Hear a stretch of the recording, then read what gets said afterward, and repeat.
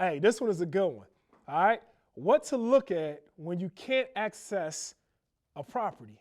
All right. 90% of properties that I purchase, I can't access it. All right. But I let the numbers determine if it's a good property or not.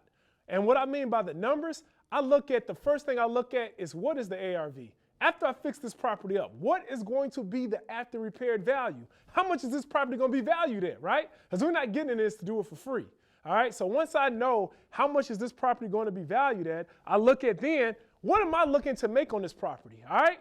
You have to make sure that you get your number. What's that desired net amount that you want to make on this property? So now you got how much you want to make from this property, you got how much this property will be valued at, and you also know what the purchase price is. So then now when you do your calculations, look at your worst case scenario, right? So then what's left, all right? What's the amount that's left? That number is how much you can spend for renovations. This is my worst case scenario.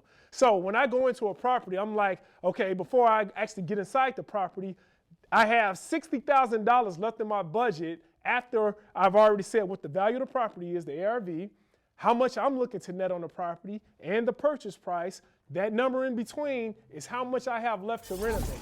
So my worst case scenario, that's my worst case scenario number. When I go into the property now, if I'm satisfied with my worst case scenario, now when I go in the property now, then if the drywall is fine and I don't have to replace that, well now I can take that off of my worst case scenario construction budget. So that's more money back to me.